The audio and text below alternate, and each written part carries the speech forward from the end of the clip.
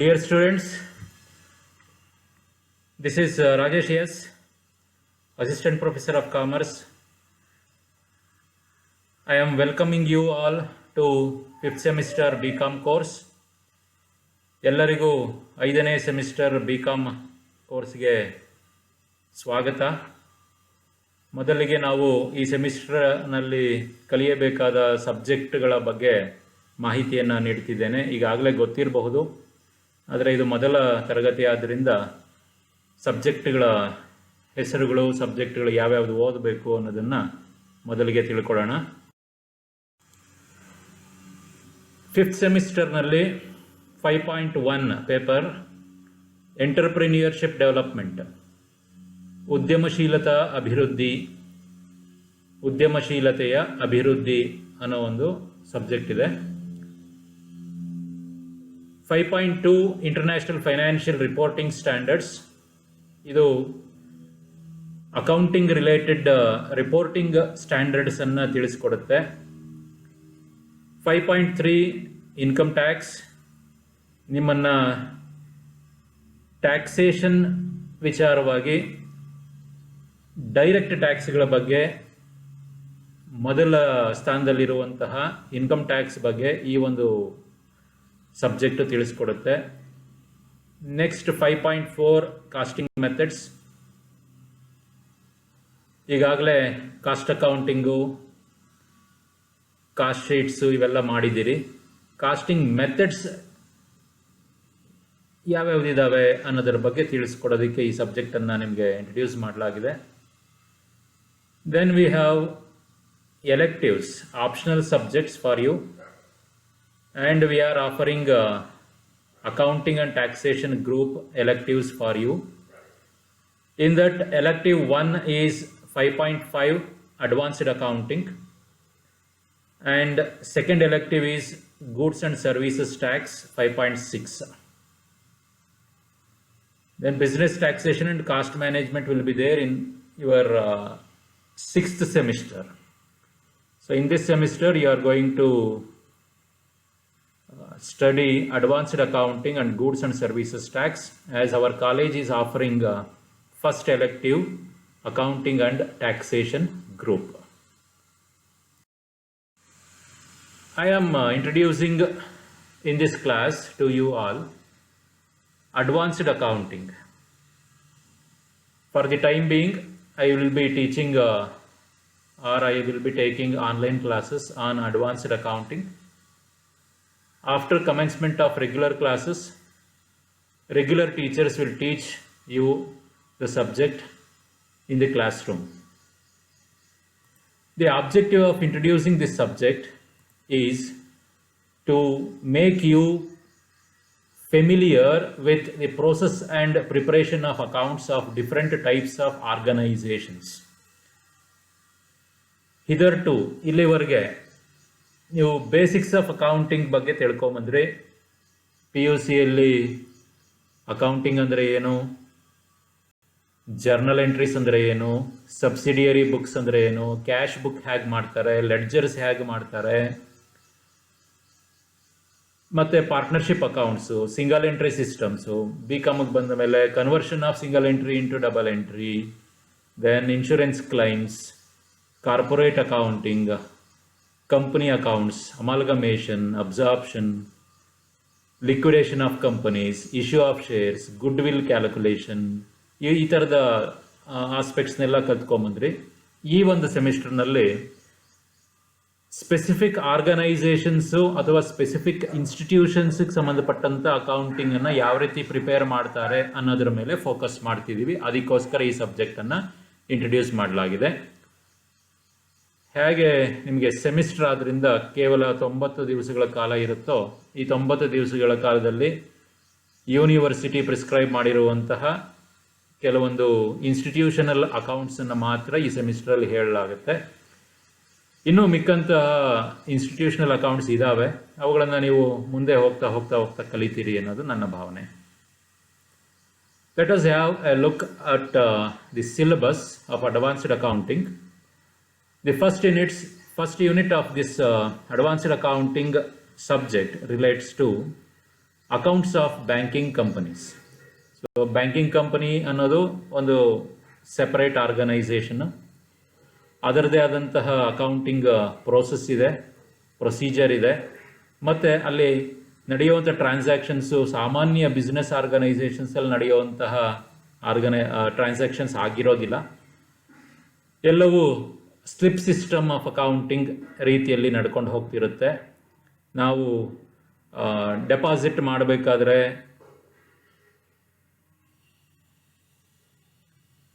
ಸ್ಲಿಪ್ಗಳನ್ನು ಬಳಸ್ತೀವಿ, ಡೆಪಾಸಿಟ್ ಸ್ಲಿಪ್ಸನ್ನು ಬಳಸ್ತೀವಿ. ಡೆಪಾಸಿಟ್ಸನ್ನು ವಾಪಸ್ ತಗೋಬೇಕಾದ್ರೆ ಚೆಕ್ಗಳನ್ನಾಗಲಿ ಅಥವಾ ವಿತ್ಡ್ರಾವಲ್ ಸ್ಲಿಪ್ಗಳನ್ನಾಗಲಿ ಅಥವಾ ATMಗಳಲ್ಲಿ ವಾಪಸ್ಸನ್ನು ಡಿಜಿಟಲ್ ಮೋಡಲ್ಲಿ ವಾಪಸ್ ಪಡೆಯೋದಕ್ಕೆ ಪ್ರಯತ್ನ ಪಡ್ತೀವಿ. ಅದರಿಂದ ಪ್ರತಿ ಟ್ರಾನ್ಸಾಕ್ಷನನ್ನು ಸಹ ಆಧಾರವಾಗಿಟ್ಕೊಂಡು ಬ್ಯಾಂಕಿಂಗ್ ಕಂಪನೀಸು ತಮ್ಮ ಅಕೌಂಟ್ಸನ್ನು ಬರ್ಕೊಂಡು ಹೋಗುತ್ತೆ. ಲೋನ್ಸನ್ನು ಕೊಡ್ತಿರುತ್ತೆ, ಬಿಲ್ಸನ್ನು ಡಿಸ್ಕೌಂಟ್ಗಳು ಮಾಡ್ತಿರುತ್ತೆ, ಲೋನ್ ಕಲೆಕ್ಟ್ ಮಾಡ್ತಿರ್ತಾರೆ. ಬೇರೆ ಬಿಸ್ನೆಸ್ ಆರ್ಗನೈಸೇಷನ್ಸಿನ ಪರವಾಗಿ ಹಲವಾರು ಆ್ಯಕ್ಟಿವಿಟೀಸನ್ನು, issue of shares, issue of debentures, ಬ್ರೋಕರ್ಗಳಾಗಿ ಈ ಥರ ಹಲವಾರು ರೀತಿಯ ಕಾರ್ಯಗಳನ್ನು ಮಾಡರ್ನ್ ಬ್ಯಾಂಕಿಂಗ್ ಮಾಡ್ತಿರೋದ್ರಿಂದ ಈ ಬ್ಯಾಂಕಿಂಗ್ ಕಂಪನಿ ಅಕೌಂಟ್ಸು ಸೆಪರೇಟ್ ಪ್ರೊಸೀಜರ್ಸನ್ನು ಫಾಲೋ ಮಾಡ್ತವೆ. Let us have a look into the details of the things we have to discuss in this chapter. Business of banking companies.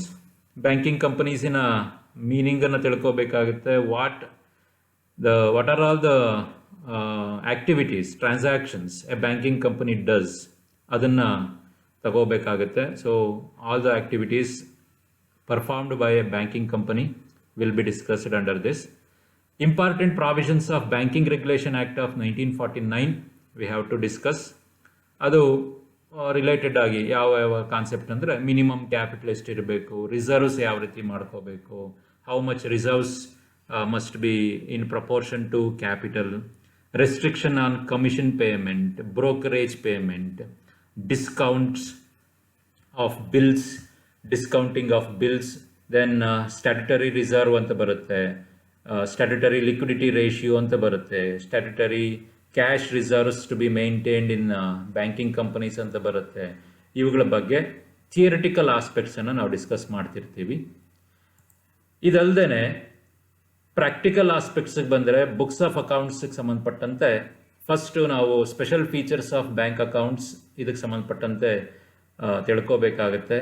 There are formats given under Banking Regulation Act to be followed by all banking companies while preparing final accounts. ಆ ಫಾರ್ಮ್ಯಾಟ್ಸ್ಗಳ ಬಗ್ಗೆ ತಿಳ್ಕೋಬೇಕಾಗುತ್ತೆ. ಈ advanced ಅಕೌಂಟಿಂಗಲ್ಲಿ ನಾವು formatted ಅಕೌಂಟಿಂಗ್ಗೆ ಬಹಳಷ್ಟು ಪ್ರಾಮುಖ್ಯತೆಯನ್ನು ಕೊಡ್ತೀವಿ. Formatted accounting ಅಂದರೆ we will be preparing books of accounts in the prescribed formats given under specific laws concerned with that organization. ಈಗ for example banking ಕಂಪನೀಸಿನ ಅಕೌಂಟ್ಸನ್ನು ಬ್ಯಾಂಕಿಂಗ್ ರೆಗ್ಯುಲೇಷನ್ ಆ್ಯಕ್ಟ್ ಪ್ರಕಾರ ಕೊಟ್ಟಿರುವಂತಹ ಫಾರ್ಮ್ಯಾಟ್ಸನ್ನೇ ಬಳಸ್ಕೊಂಡು ಅದರ ಪ್ರಕಾರನೇ ಫೈನಲ್ ಅಕೌಂಟ್ಸನ್ನು ಪ್ರಿಪೇರ್ ಮಾಡಬೇಕಾಗುತ್ತೆ. ಅದರಿಂದಾಗಿ ನಾವು ಇಲ್ಲಿವರೆಗೂ ಅಥವಾ ನೀವು ಕಂಪ್ನಿ ಅಕೌಂಟ್ಸಲ್ಲಿ ಮಾಡಿದ್ರಲ್ಲ ಆ ರೀತಿಯಾಗಿ ಫಾರ್ಮ್ಯಾಟನ್ನೇ ಬಳಸಬೇಕಾಗುತ್ತೆ. ಬೇರೆ ಮೊದಲು ಬರೆದ ಹಾಗೆ ಹೇಗಂದರೆ ಹಾಗೆ ನಾವು ಅಕೌಂಟ್ಸನ್ನು ಬರೆಯೋದಕ್ಕೆ ಬರೋದಿಲ್ಲ. So final accounts relates to balance sheet and profit and loss account. ಇದು ಅಷ್ಟೇ ಪ್ರಿಸ್ಕ್ರೈಬ್ಡ್ ಫಾರ್ಮ್ಯಾಟ್ ಇದೆ. ಆ ಫಾರ್ಮ್ಯಾಟನ್ನು ಚಾಪ್ಟರ್ ಮಾಡೋವಾಗ ಹಾಕ್ತೀನಿ, ಅದನ್ನು ನೀವು ಡೌನ್ಲೋಡ್ ಮಾಡ್ಕೊಳ್ಳಿ ಅಥವಾ ಕ್ಲಾಸಿಗೆ ಬಂದಾಗ ಬರೆಸಲಾಗುತ್ತೆ. Balance sheet and profit and loss account, interest on doubtful debts calculations ಇರುತ್ತೆ. ಇಂಪಾರ್ಟೆಂಟ್ ಆಗಿ ಎಕ್ಸಾಮಿನೇಷನ್ ಪಾಯಿಂಟ್ ಆಫ್ ವ್ಯೂಯಿಂದ ಅಥವಾ 6 ಮಾರ್ಕ್ಸ್ಗೆ ನಿಮಗೆ ರಿಬೇಟ್ ಆನ್ ಬಿಲ್ಸ್ ಡಿಸ್ಕೌಂಟೆಡ್ ಅಂತ ಬರುತ್ತೆ. ಇದನ್ನು ಡೀಟೇಲ್ ಆಗಿ ಡಿಸ್ಕಸ್ ಮಾಡೋಣ. ರಿಬೇಟ್ ಆನ್ ಬಿಲ್ಸ್ ಡಿಸ್ಕೌಂಟೆಡ್ ಕಂಡುಹಿಡಿಯೋದಕ್ಕೆ ಒಂದು ಪ್ರಾಬ್ಲಮ್ ಇರುತ್ತೆ. ಆ ಪ್ರಾಬ್ಲಮ್ಸನ್ನು ಕಲಿಬೇಕಾಗುತ್ತೆ. ಈಗಾಗಲೇ ಕಲ್ತಿರ್ತೀರಿ ನೀವು PUC ಯಲ್ಲಿ ಅಥವಾ ಬೇರೆ ಕೋರ್ಸ್ಗಳಲ್ಲಿ. ಆವರೇಜ್ ಡ್ಯೂ ಡೇಟ್ ಅಂತ ಬರುತ್ತೆ, ಆ ಥರ ರೀತಿಯಲ್ಲಿ ರಿಬೇಟ್ ಆನ್ ಬಿಲ್ಸ್ ಡಿಸ್ಕೌಂಟೆಡನ್ನು ಕಂಡುಹಿಡಿಬೇಕಾಗತ್ತೆ. Next acceptance, endorsements and other obligations ಅಂತ, ಕಾಂಟಿಂಜೆಂಟ್ ಲಯಬಿಲಿಟೀಸ್ ಅಂತೆಲ್ಲ ಬರುತ್ತೆ. ಅವುಗಳ ಬಗ್ಗೆ ಡಿಸ್ಕಷನ್ಸ್ ಇರುತ್ತೆ. ಇದು ಶೆಡ್ಯೂಲ್ಸ್ ಮಾಡ್ತೀವಿ. ಆ ಶೆಡ್ಯೂಲ್ ನಂಬರ್ 12 ಅಂತ ಬರುತ್ತೆ, ಅಲ್ಲೇ ಹಾಕೊಳ್ಳೋ ಅಂಥ ಐಟಮ್ ಇದು. ಹಾಗಂದರೆ ಏನು ಅನ್ನೋದನ್ನು ತಿಳ್ಕೋಬೇಕಾಗುತ್ತೆ. Next problems as per new provisions ಅಂತಿದೆ. ಸೊ ಆಗಲೇ ಹೇಳಿದಾಗೆ ಫಾರ್ಮ್ಯಾಟ್ಸ್ ಕೊಟ್ಟಿರ್ತಾರೆ, ಅಲ್ಲಿ 16 ಶೆಡ್ಯೂಲ್ಸ್ ಇದೆ. 16 ಶೆಡ್ಯೂಲ್ಸಲ್ಲಿ ಯಾವ್ಯಾವ ಐಟಮ್ಸ್ ಬರುತ್ತೆ ಅಂತೇಳಿ ನಾವು ಪ್ರಾಕ್ಟೀಸ್ ಮಾಡ್ಕೋಬೇಕಾಗುತ್ತೆ. ನಿಮಗೆ ಪ್ರಾಬ್ಲಮಲ್ಲಿ ಕೊಟ್ಟಂಥ ಐಟಮ್ಸನ್ನು ನೋಡಿಕೊಂಡು ಆ ಐಟಮ್ ಯಾವ ಶೆಡ್ಯೂಲಿಗೆ ಬರುತ್ತೆ ಅಂತೇಳಿ ಆ ಶೆಡ್ಯೂಲಲ್ಲಿ ಹಾಕ್ಕೊಂಡು ಹೋಗ್ಕೊಂಡು ಬ್ಯಾಲೆನ್ಸ್ ಶೀಟು ಮತ್ತು ಪ್ರಾಫಿಟ್ ಆ್ಯಂಡ್ ಲಾಸ್ ಅಕೌಂಟನ್ನು ಪ್ರಿಪೇರ್ ಮಾಡಬೇಕಾಗುತ್ತೆ. ಇದನ್ನು ಚಾಪ್ಟರ್ ಬಂದಾಗ ನಾವು ತಿಳಿಸ್ಕೊಡ್ತೀವಿ. Next is second chapter of advanced accounting is accounts of insurance companies. Here also we have to prepare final accounts of insurance companies. Insurance companies are of two types: life insurance companies and all other insurance activities are grouped under general insurance companies. So we will be discussing this chapter in two sections: accounts of life insurance companies and accounts of general insurance companies. So here also we have to prepare final accounts as per the formats given under IRDA Act, Insurance Regulatory and Development Authority Act. It prescribed the act prescribed the final accounts, revenue account and balance, profit and loss account and balance sheet of both life insurance companies and general insurance companies. As per those formats we have to prepare books of accounts. Here also we have to prepare schedules as supportive statements for preparing final accounts of insurance companies. The details of this chapter include meaning of life insurance and general insurance, accounting concepts relating to both types of insurance companies, and importantly from your examination point of view, preparation of final accounts of insurance companies, revenue account and balance sheet. So as I told you, ಇಲ್ಲಿ ಎರಡು ಭಾಗ ಮಾಡ್ಕೊಳ್ಳಲಾಗುತ್ತೆ. ಒಂದು accounts of life insurance companies ಅಂತ ಒಂದು, ಇದಕ್ಕೆ separate set of accounts ಇದೆ, formats ಇದೆ, ಆ ಫಾರ್ಮ್ಯಾಟ್ ಪ್ರಕಾರ ಬರೀಬೇಕು. General accounts of general insurance companies ಅಂತಲೂ ಮಾಡ್ತೀವಿ, ಇದಕ್ಕೂ ಸೆಪರೇಟ್ ಸೆಟ್ ಆಫ್ ಫಾರ್ಮ್ಯಾಟ್ ಕೊಟ್ಟಿದ್ದಾರೆ, ಆ ಫಾರ್ಮ್ಯಾಟ್ ಪ್ರಕಾರ ಮಾಡಬೇಕಾಗುತ್ತೆ. ಅದರಿಂದ ಇದನ್ನು ನೀವು ಎರಡು ಚಾಪ್ಟರ್ ಅಂತ ತಗೊಂಡ್ರು ಪರವಾಗಿಲ್ಲ. ಫಾರ್ಮ್ಯಾಟ್ಸನ್ನು ಕೊಡಲಾಗುತ್ತೆ, ಆ ಫಾರ್ಮ್ಯಾಟ್ಸನ್ನು ನೀವು ಪ್ರಾಕ್ಟೀಸ್ ಮಾಡ್ಕೋಬೇಕು, ಮಾಡಿಕೊಂಡು ನೀವು ಈ ಚಾಪ್ಟರ್ನ ಕಲಿಬಹುದು. Third chapter is inflation accounting. ನಾವೆಲ್ಲ ಟ್ರೆಡಿಷನಲ್ ಅಕೌಂಟಿಂಗಲ್ಲಿ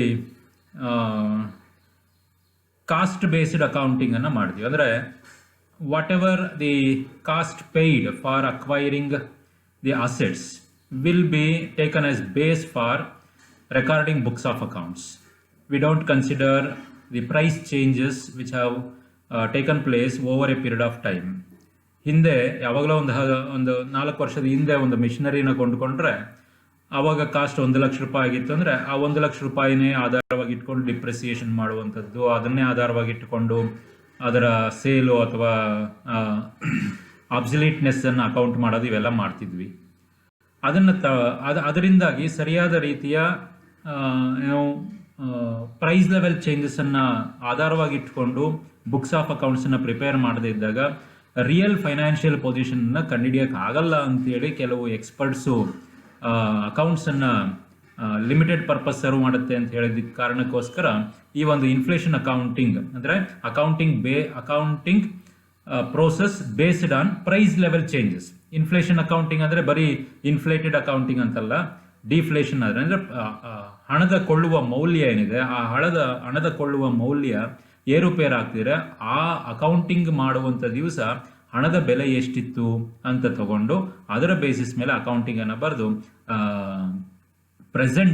ಕರೆಂಟ್ ಪ್ರೈಸ್ ಲೆವೆಲಲ್ಲಿ ಬುಕ್ಸ್ ಆಫ್ ಅಕೌಂಟ್ಸನ್ನು ಪ್ರಿಪೇರ್ ಮಾಡುವಂಥ ಒಂದು ಟೆಕ್ನಿಕ್ಕನ್ನು ಇಂಟ್ರೊಡ್ಯೂಸ್ ಮಾಡಿದ್ರು. ಅದನ್ನು ಇನ್ಫ್ಲೇಷನ್ ಅಕೌಂಟಿಂಗ್ ಅಂತೇಳಿ ಕರೀತಾರೆ. Accounting as per price level changes ಅಂತೇಳಿ ಇದಕ್ಕೆ ಇನ್ನೊಂದು ಹೆಸರು. ಇಲ್ಲಿ need for inflation accounting, meaning of inflation accounting and definition usually, importance and need, role of inflation accounting in present day economy, objectives of inflation accounting, merits and demerits. These are all theoretical aspects. Problems on current purchasing power method. ಎರಡು method ಅಲ್ಲಿ ಬೇಕಾದಷ್ಟು methods ಇದೆ. ನಮಗೆ prescribed ಮಾಡಿರುವಂಥದ್ದು CPP method ಮತ್ತು CCA method. Current purchasing power method ಅಂತ ಒಂದು method, ಮತ್ತು ಕರೆಂಟ್ ಕಾಸ್ಟ್ ಕೌಂಟಿಂಗ್ ಮೆಥಡ್ ಅಂಥೇಳಿ CCA ಅಂಥೇಳಿ ಎರಡು ಮೆಥಡಲ್ಲಿ ಈ ಒಂದು ಚಾಪ್ಟರ್ನ ಹೇಳ್ಕೊಡ್ಬೇಕು ಅಂತ ಪ್ರಿಸ್ಕ್ರೈಬ್ ಮಾಡಿದ್ದಾರೆ. ಇದು ನಿಮಗೆ ಎಕ್ಸಾಮಿನೇಷನ್ ಪಾಯಿಂಟ್ ಆಫ್ ವ್ಯೂ ಇಂದ ಅಷ್ಟು ಪ್ರಾಮುಖ್ಯತೆಯನ್ನು ಪಡೆಯಲ್ಲ, ಕೇವಲ ಥಿಯರಿಟಿಕಲ್ ಆಸ್ಪೆಕ್ಟ್ಸ್ ಮಾತ್ರ ಕೇಳ್ತಾರೆ ಅಂತ ನನ್ನದು ಅಭಿಪ್ರಾಯ 2-3 ಹಿಂದಿನ ಕ್ವಶನ್ ಪೇಪರ್ಗಳನ್ನು ನೋಡಿದಾಗ. ಅದರಿಂದಾಗಿ ಈ ಒಂದು ಚಾಪ್ಟರ್ನ ಕೊನೆಯಲ್ಲಿ ಇಟ್ಕೊಳ್ತೀವಿ. ಸಾಮಾನ್ಯಕ್ಕೆ ಡೀಟೇಲ್ಸ್ ಬೇಕಾದರೆ ಚಾಪ್ಟರ್ ಬಂದಾಗ ಹೇಳೋಣ. Okay, so next chapter is farm accounting. ವ್ಯವಸಾಯಕ್ಕೆ ಸಂಬಂಧಪಟ್ಟಂತಹ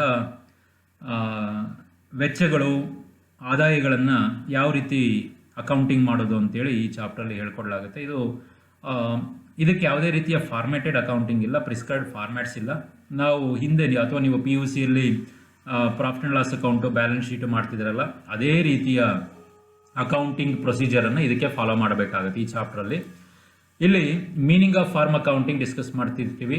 ನೀಡ್ ಆ್ಯಂಡ್ ಪರ್ಪಸ್, ಉದ್ದೇಶಗಳು ಮತ್ತು ಅವಶ್ಯಕತೆ ಏನಿದೆ ಫಾರ್ಮ್ ಅಕೌಂಟಿಂಗ್ ಅಂತೇಳಿ. ಅವಶ್ಯಕತೆ ನಿಮಗೆ ರೈತರ ಮಕ್ಕಳಾಗಿದ್ದರೆ ಗೊತ್ತಿರುತ್ತೆ, ಎಷ್ಟು ಖರ್ಚು ಬಿತ್ತು, ಎಷ್ಟು ಆದಾಯ ಬಂತು, ಎಷ್ಟು ಲಾಭ ಬಂತು ಅಂತೇಳಿ ತಿಳ್ಕೊಳ್ಳೋದಕ್ಕೆ ಇದರ ಅವಶ್ಯಕತೆ ಭಾಳಷ್ಟಿದೆ. ಮತ್ತು ಇದರ ಅವಶ್ಯಕತೆ ಸರ್ಕಾರಕ್ಕೂ ಇದೆ. ಈಗ ರೈತರ ಸಮಸ್ಯೆಗಳನ್ನು ನೀಗಿಸೋದಕ್ಕೆ ಹಲವಾರು ರೀತಿಯ ಕಾರ್ಯಕ್ರಮಗಳನ್ನು ಸರ್ಕಾರಗಳು ಹಾಕ್ಕೊಳ್ತಿದ್ದಾವೆ.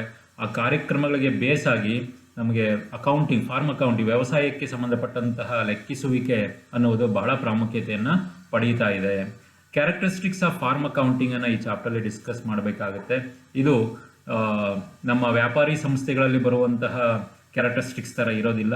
ಇಲ್ಲಿ ಉಳುಮೆ ಇರುತ್ತೆ, ಉಳುಮೆಗೆ ಸಂಬಂಧಪಟ್ಟಂತಹ ಹಲವಾರು ಕಾರ್ಯಕ್ರಮಗಳು, ಕೆಲಸಗಳು ನಡೀತಾ ಇರುತ್ತೆ. ಉತ್ಪನ್ನ ಬರುವಂಥದ್ದು 2 ತಿಂಗಳು 3 ತಿಂಗಳು, ಅಥವಾ ಕೆಲವು ಕ್ಷೇತ್ರಗಳಲ್ಲಿ ಕಂಟಿನ್ಯೂಯಸ್ ಆಗಿ ಉತ್ಪಾದನೆ ಇರುತ್ತೆ. ಈ ಮರಗಿಡಗಳು ಬೆಳೆಸಿದ ಕಡೆ ಆ ಥರ ಬಹಳಷ್ಟು ವ್ಯತ್ಯಾಸಗಳಿದೆ. ಸಾಮಾನ್ಯ ವ್ಯವಹಾರಕ್ಕೂ ವ್ಯಾವಸಾಯಿಕ ಅಕೌಂಟಿಂಗಿಗೂ ಭಾಳಷ್ಟು ವ್ಯತ್ಯಾಸ ಇದೆ. ಅದಕ್ಕೆ ಸಂಬಂಧಪಟ್ಟಂತಹ ಕ್ಯಾರೆಕ್ಟರಿಸ್ಟಿಕ್ಸನ್ನು ನಾವು ಡಿಸ್ಕಸ್ ಮಾಡಬೇಕಾಗುತ್ತೆ. ನೇಚರ್ ಆಫ್ ಟ್ರಾನ್ಸಾಕ್ಷನ್ಸ್, ಎಗೈನ್ ಯಾವ್ಯಾವ ರೀತಿಯ ಟ್ರಾನ್ಸಾಕ್ಷನ್ಸ್ ಬರುತ್ತೆ. ಫಾರ್ಮ್ ಆ್ಯಕ್ಟಿವಿಟಿಯಲ್ಲಿ ಬರೀ ಉಳುಮೆನೇ ಫಾರ್ಮ್ ಅಕೌಂಟಿಂಗಲ್ಲಿ ಬರುವಂಥದ್ದು, ಅಥವಾ ಅದಕ್ಕೆ ಸಂಬಂಧಪಟ್ಟಂಥ ಇತರೆ ಆಕ್ಸಿಲಿಯರಿ ಆ್ಯಕ್ಟಿವಿಟೀಸ್ ಅಂತ ಏನು ಕರಿತೀವಿ, ಕೋಳಿ ಸಾಕಾಣಿಕೆ, ಮೇಕೆ ಸಾಕಾಣಿಕೆ, ಕುರಿ ಸಾಕಾಣಿಕೆ, ಆಮೇಲೆ ತೋಟಗಾರಿಕೆ, ದನಗಳನ್ನು ಮೇಯಿಸುವುದು, ಅನಿಮಲ್ ಹಸ್ಬೆಂಡರಿ, ಇವೆಲ್ಲ ಬರುವಂಥದ್ದನ್ನು ನಾವು ಯಾವ ರೀತಿ ಅಕೌಂಟಿಂಗ್ ಮಾಡುವಂಥದ್ದು ಅಂಥೇಳಿ ಇಲ್ಲಿ ಡಿಸ್ಕಸ್ ಮಾಡಲಾಗುತ್ತೆ. ಕಾಸ್ಟ್ ಆ್ಯಂಡ್ ರೆವಿನ್ಯೂ, ಒಟ್ಟು ವೆಚ್ಚಗಳೆಷ್ಟು, ಅದರಿಂದ ಬಂದಂಥ ಆದಾಯಗಳೆಷ್ಟು, ಅವುಗಳನ್ನು ಯಾವ ರೀತಿ ಜೋಡಣೆ ಮಾಡಿ ಲಾಭ ಅಥವಾ ನಷ್ಟವನ್ನು ಕಂಡುಹಿಡಿಯಲಾಗುತ್ತೆ. ಇದಕ್ಕೆ ಸಂಬಂಧಪಟ್ಟಂತೆ ಕಾಸ್ಟ್ ಆ್ಯಂಡ್ ರೆವಿನ್ಯೂಗೆ ಸಂಬಂಧಪಟ್ಟಂತಹ ಮಾಹಿತಿ ನಾವು ಬೇಕಾಗುತ್ತೆ, ಅದಕ್ಕೆ ಡಿಸ್ಕಸ್ ಮಾಡ್ತಿರ್ತೀವಿ. ಅಪೋರ್ಷನ್ಮೆಂಟ್ ಆಫ್ ಕಾಮನ್ ಕಾಸ್ಟ್ಸ್, ಕೆಲವು ಕಡೆ ನೀವೀಗಾಗಲೇ ಕಾಸ್ಟಿಂಗಲ್ಲಿ ಓವರ್ ಹೆಡ್ಸನ್ನು ಅಪೋರ್ಷನ್ಮೆಂಟ್ ಮಾಡುವಂಥದ್ದು ಕಲ್ತಿರ್ತೀರಿ.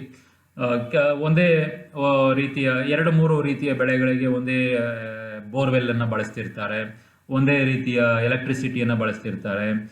ಎಂಪ್ಲಾಯ್ಮೆಂಟು, ವರ್ಕರ್ಸನ್ನು ಕೆಲವು ಕಡೆ ಒಂದೇ ರೀತಿಯ ವರ್ಕರ್ಸನ್ನು 3-4 ಬೆಳೆಗಳಿಗೆ ಬಳಸ್ತಾ ಇರ್ತಾರೆ. ಆ ಥರದ ಖರ್ಚು ವೆಚ್ಚಗಳನ್ನು ಪ್ರತಿ ಪದಾರ್ಥಕ್ಕೆ ಲಾಭ ಅಥವಾ ನಷ್ಟಗಳನ್ನು ಕಂಡುಹಿಡಿಯೋದು ಯಾವ ರೀತಿ ಅದನ್ನು ಹಂಚಬೇಕು ಅನ್ನೋದನ್ನು ಇಲ್ಲಿ ಕಲಿಸಲಾಗುತ್ತೆ. ಅಪೋರ್ಷನ್ಮೆಂಟ್ ಆಫ್ ಕಾಮನ್ ಕಾಸ್ಟ್ ಅಂತೇಳಿ. ಬೈ ಪ್ರಾಡಕ್ಟ್ ಕಾಸ್ಟಿಂಗ್, ಸಾಮಾನ್ಯವಾಗಿ ವ್ಯವಸಾಯದಲ್ಲಿ ಬೈ ಪ್ರಾಡಕ್ಟ್ಸ್ ಇದ್ದೇ ಇರುತ್ತೆ. ಯಾವುದೋ ಒಂದು ಉತ್ಪನ್ನ ನಾವು ಬೆಳೆ ಬೆಳೀತಿದ್ದೀವಿ ಅಂತಂದರೆ ಆ ಬೆಳೆಗೆ ಇನ್ನೊಂದು ಬೆಳೆ ಇದ್ದೇ ಇರುತ್ತೆ. ಅವುಗಳ ಒಂದು ಕಾಸ್ಟಿಂಗ್ ಯಾವ ರೀತಿ ಅನ್ನೋದನ್ನು ಇಲ್ಲಿ ಡಿಸ್ಕಸ್ ಮಾಡಲಾಗುತ್ತೆ. Then farm accounting and problems, recording of transactions and problems. Here also from your examination point of view 6 marks questions ಇರುತ್ತೆ. ಬೆಳೆ ಬೆಳೆಯೋದು ಅಥವಾ ಬೇರೆ ಆ್ಯಕ್ಟಿವಿಟಿ ಲೈಕ್ ತೋಟಗಾರಿಕೆ, ಈ ಥರದ್ದೆಲ್ಲ ಇರುತ್ತೆ. ಮುಖ್ಯವಾಗಿ ಸೆಕ್ಷನ್ ಸಿಗೆ ಬ್ಯಾಲೆನ್ಸ್ ಶೀಟು ಮತ್ತು ಪ್ರಾಫಿಟ್ ಆ್ಯಂಡ್ ಲಾಸ್ ಅಕೌಂಟ್ ಮಾಡೋದು ಇರುತ್ತೆ. ಇಲ್ಲಿ ನಿಮ್ಮ PUC ಲೆವೆಲಲ್ಲಿ ನೀವೇನು ಕಲ್ತಿದ್ದೀರಿ, ಟ್ರೇಡಿಂಗ್ ಅಕೌಂಟ್ ಮಾಡುವಂಥದ್ದು, ಪ್ರಾಫಿಟ್ ಆ್ಯಂಡ್ ಲಾಸ್ ಅಕೌಂಟ್ ಮಾಡುವಂಥದ್ದು, ಬ್ಯಾಲೆನ್ಸ್ ಶೀಟ್ ಪ್ರಿಪೇರ್ ಮಾಡುವಂಥದ್ದು, ಅದರ ಜ್ಞಾನ ಇದ್ದರೆ ಸಾಕು ಈ ಚಾಪ್ಟ್ರು ನೀವು ಮುಗಿಸ್ಕೋಬಹುದು. ಭಾಳ ಈಸಿ ಚಾಪ್ಟ್ರು ನನ್ನ ಪ್ರಕಾರ, ಕಲಿಬೇಕಾಗುತ್ತೆ, ಪ್ರಾಕ್ಟೀಸ್ ಮಾಡಬೇಕಾಗುತ್ತೆ. Next chapter is investment accounting. Investment ಅನ್ನೋದು ಇತ್ತೀಚಿನ ದಿನಗಳಲ್ಲಿ ಹೆಚ್ಚಿಗೆ ಆಗ್ತಿದೆ. ಇನ್ವೆಸ್ಟ್ಮೆಂಟ್ ಅಂದರೆ ಇಲ್ಲಿ ಮುಖ್ಯವಾಗಿ business investment or individual investment also we can take. Investment in shares, investment in debenture, totally investment in securities, how such investments will be accounted for ಅನ್ನೋದನ್ನು ಇಲ್ಲಿ ಹೇಳ್ಕೊಡ್ಲಾಗುತ್ತೆ. ಇಲ್ಲೂ ಅಷ್ಟೇ ಯಾವುದೇ ಫಾರ್ಮ್ಯಾಟ್ ಅಂತೇನಿಲ್ಲ, ಒಂದು ರೀತಿಯ ಪ್ರಿಸ್ಕ್ರೈಬ್ಡ್ ವೇಯಲ್ಲಿ ಪ್ರಿಪೇರ್ ಮಾಡ್ತಿರ್ತೀವಿ ಅಕೌಂಟ್ಸನ್ನು. ಇಲ್ಲಿ ಇನ್ವೆಸ್ಟ್ಮೆಂಟ್ ಅಕೌಂಟಿಂಗ್ ಸಂಬಂಧಪಟ್ಟಂತೆ ಇಂಟ್ರೊಡಕ್ಷನ್ ಇರುತ್ತೆ. Investments classification, long term, short term, ಈ ಥರದ್ದು ಆ ಕ್ಲಾಸಿಫಿಕೇಷನನ್ನು ಮಾಡಲಾಗುತ್ತೆ. ಕಾಸ್ಟ್ ಆಫ್ ಇನ್ವೆಸ್ಟ್ಮೆಂಟ್, ಇದು ಎಕ್ಸಾಮಿನೇಷನ್ ಪಾಯಿಂಟ್ ಆಫ್ ವ್ಯೂಯಿಂದ ಇಂಪಾರ್ಟೆಂಟ್ ಆಗುತ್ತೆ. ಇನ್ವೆಸ್ಟ್ಮೆಂಟ್ ಸಾಮಾನ್ಯವಾಗಿ ಶೇರ್ಸನ್ನು ಕೊಂಡ್ಕೋಬೇಕಾದ್ರೆ ಒಂದೇ ಕಂಪನಿಯ ಶೇರ್ಸನ್ನು ಹಲವಾರು ಸಂದರ್ಭಗಳಲ್ಲಿ ಕೊಂಡ್ಕೊಂಡಿರ್ಬೋದು. ಡಿಬೆಂಚರ್ಸ್ ಇನ್ವೆಸ್ಟ್ ಮಾಡುವಾಗ ಹಲವಾರು ಸಂದರ್ಭಗಳಲ್ಲಿ ಕೊಂಡ್ಕೊಂಡಿರ್ಬೋದು. ಗೌರ್ಮೆಂಟ್ ಸೆಕ್ಯೂರಿಟೀಸ್ ಕೊಂಡ್ಕೊಂಡಿರುವಾಗ ಹಲವಾರು ಸಂದರ್ಭಗಳು, ಅವುಗಳ ಒಟ್ಟಾರೆ ಆವರೇಜ್ ಕಾಸ್ಟ್ ಎಷ್ಟು ಅಂತ ಕಂಡುಹಿಡಿಯುವಂಥದ್ದು, ಅಥವಾ ಆ ಒಂದು ಇನ್ವೆಸ್ಟ್ಮೆಂಟನ್ನು ಕೊಂಡ್ಕೊಳ್ಳೋವಾಗ ಸೆಕ್ಯೂರಿಟೀಸ್ ಟ್ರಾನ್ಸಾಕ್ಷನ್ ಟ್ಯಾಕ್ಸ್ ಅಂತ ಕೊಟ್ಟಿರ್ತಾರೆ, ಬ್ರೋಕರೇಜ್ ಕೊಟ್ಟಿರ್ತಾರೆ, ಅವನ್ನೆಲ್ಲ ಯಾವ ರೀತಿ ಇನ್ಕ್ಲೂಡ್ ಮಾಡಬಹುದು ಅಥವಾ ಮಾಡಬೇಕಾ ಬೇಡವಾ ಅನ್ನೋದು ಒಂದು ಪ್ರಶ್ನೆ, ಯಾವ ರೀತಿ ಇನ್ಕ್ಲೂಡ್ ಮಾಡಬೇಕು ಅನ್ನೋದು ಇನ್ನೊಂದು ಪ್ರಶ್ನೆ. ಆ ಒಂದು ಪಾಯಿಂಟಲ್ಲಿ ಕಾಸ್ಟ್ ಆಫ್ ಇನ್ವೆಸ್ಟ್ಮೆಂಟನ್ನು ಕಂಡುಹಿಡಿತೀವಿ. ಮುಖ್ಯವಾಗಿ ಇಲ್ಲಿ ಕಮ್ ಇಂಟ್ರೆಸ್ಟ್ ಮತ್ತು ಎಕ್ಸ್ ಇಂಟ್ರೆಸ್ಟ್ ಅಂತೇಳಿ ಬರುತ್ತೆ. ಕಮ್ ಇಂಟ್ರೆಸ್ಟ್ ಅಂದರೆ ಕೊಂಡ್ಕೊಳ್ಳೋವಾಗ ಇದು ಸಾಮಾನ್ಯವಾಗಿ ಡಿಬೆಂಚರ್ಸು ಮತ್ತು ಲೋನ್ಸು ಈ ಥರ ಸೆಕ್ಯೂರಿಟಿಗೆ ಸಂಬಂಧಪಟ್ಟಿದ್ದು ಇಂಟ್ರೆಸ್ಟ್ ಅಂತ ಇದೆ. Come interest, come X interest ಅಂತೇಳಿ. ಅದೇ ರೀತಿ ಕಮ್ ಡಿವಿಡೆಂಡ್, ಎಕ್ಸ್ ಡಿವಿಡೆಂಡ್ ಅಂತಲೂ ಬರ್ಬೋದು ಶೇರ್ಸ್ ಸಂಬಂಧಪಟ್ಟಂತೆ. ಇಂಟ್ರೆಸ್ಟನ್ನು ಸೇರಿಸಿ ಕೊಂಡ್ಕೊಳ್ತಿದ್ರೆ ನೀವು ಬೇರೆಯವರಿಂದ ಸೆಕ್ಯೂರಿಟೀಸನ್ನು ಅಥವಾ ಕಂಪನಿಗಳಿಂದ ಸೆಕ್ಯೂರಿಟೀಸನ್ನು ಇಲ್ಲಿವರೆಗೂ ಅಕ್ರೂವಾಗಿರುವಂಥ ಇಂಟ್ರೆಸ್ಟನ್ನು ಸೇರಿಸಿ ಕೊಂಡ್ಕೊಳ್ತಿದ್ದಾರೆ, ಅದನ್ನು ಕಮ್ ಇಂಟ್ರೆಸ್ಟ್ ಅಂತೇಳಿ ಕರಿತೀವಿ. ಇಲ್ಲಿವರೆಗೂ ಇರುವಂಥ ಇಂಟ್ರೆಸ್ಟನ್ನು ಆ ಮಾರಾಟ ಮಾಡ್ತಿರೋಂಥ ವ್ಯಕ್ತಿಗೆ ಬಿಟ್ಟು ಕೇವಲ ಆ ಒಂದು ಕಾಸ್ಟ್ ಆಫ್ ಸೆಕ್ಯೂರಿಟಿಯನ್ನು ಮಾತ್ರ ನೀವು ಕೊಂಡ್ಕೊಳ್ತಿದ್ರೆ ಎಕ್ಸ್ ಇಂಟ್ರೆಸ್ಟ್ ಅಂದರೆ ಇಂಟ್ರೆಸ್ಟನ್ನು ಬಿಟ್ಟು ಕೊಂಡ್ಕೊಳ್ತಿರುವಂಥ ಟ್ರಾನ್ಸಾಕ್ಷನ್ ಅಂತ ಬರುತ್ತೆ. ಇವೆರಡರ ಮೀನಿಂಗು ಸಾಮಾನ್ಯ 2 ಮಾರ್ಕ್ಸಲ್ಲಿರುತ್ತೆ. ಇದು ಅಕೌಂಟ್ ಮಾಡುವಾಗ ಬಹಳಷ್ಟು ಪ್ರಾಮುಖ್ಯತೆಯನ್ನು ಪಡೆಯುತ್ತೆ. ಅಲ್ಲಿ ಕಮ್ ಇಂಟ್ರೆಸ್ಟ್, ಎಕ್ಸ್ ಇಂಟ್ರೆಸ್ಟನ್ನು ನೋಡಿಕೊಂಡು ನಾವು ಕಾಸ್ಟ್ ಆಫ್ ಇನ್ವೆಸ್ಟ್ಮೆಂಟ್ ಕಂಡುಹಿಡ್ಕೊಂಡು ಅಕೌಂಟ್ಸನ್ನು ಪ್ರಿಪೇರ್ ಮಾಡಬೇಕಾಗತ್ತೆ. ಸೆಕ್ಯೂರಿಟೀಸ್ ಮೀನಿಂಗನ್ನು ಇಲ್ಲಿ ಮತ್ತೆ ಇದೆ. ಬೋನಸ್ ಶೇರ್ಸ್ ಇಶ್ಯೂ ಮಾಡೋದು ಹೇಗೆ ಮತ್ತು ರೈಟ್ ಶೇರ್ಸ್ ಇಶ್ಯೂ ಮಾಡಿದಾಗ ಕಾಸ್ಟ್ ಆಫ್ ಇನ್ವೆಸ್ಟ್ಮೆಂಟನ್ನು ಕಂಡುಹಿಡಿಯೋದು ಹೇಗೆ ಅಂತೇಳಿ ಇಲ್ಲಿ ನಾವು ಕಲಿಬೇಕಾಗುತ್ತೆ.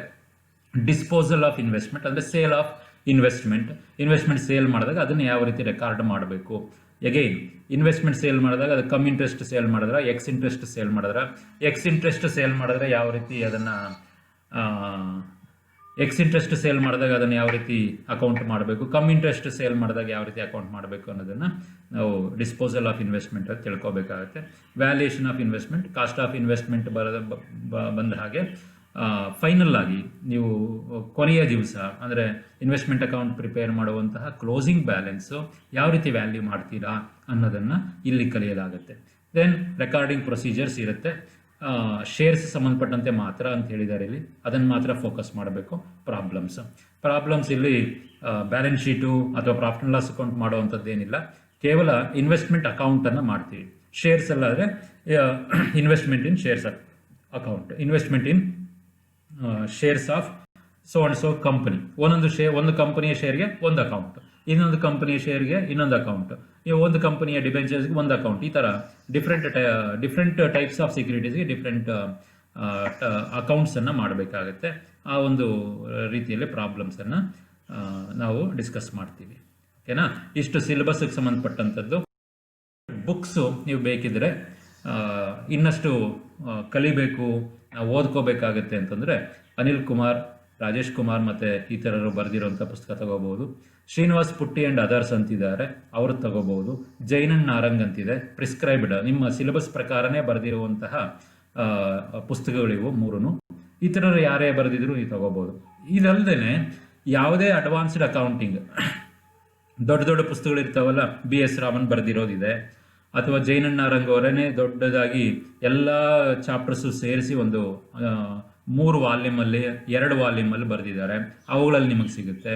ಅಥವಾ ಲೈಬ್ರರಿಯಲ್ಲಿ ಸಿಗುವಂಥ ಯಾವುದೇ ಅಕೌಂಟಿಂಗ್ ಬುಕ್ ತೆಗೆದರೂ ಏನೋ ಎಕ್ಸೆಪ್ಟ್ ನಿಮ್ಮ ಫಸ್ಟ್ ಸೆಮ್ಮು ಸೆಕೆಂಡ್ ಸೆಮ್ಮು ಇವುಗಳನ್ನು ಬಿಟ್ಟು ಮಿಕ್ಕಿದ್ದು ದೊಡ್ಡ ದೊಡ್ಡ ಪುಸ್ತಕಗಳು ಇರ್ತಾವಲ್ಲ, ರೆಫರೆನ್ಸ್ ಬುಕ್ಸ್ ಅಂತೇಳಿ, ಆ ರೆಫರೆನ್ಸ್ ಬುಕ್ಸಲ್ಲಿ ಹುಡುಕಿದ್ರೆ ನಿಮಗೆ ಒಳ್ಳೊಳ್ಳೆ ಪ್ರಾಬ್ಲಮ್ಸ್ ಇರುವಂತಹ ಬುಕ್ಸು, ಅಕೌಂಟಿಂಗ್ ಬುಕ್ಸು ಸಿಗುತ್ತೆ.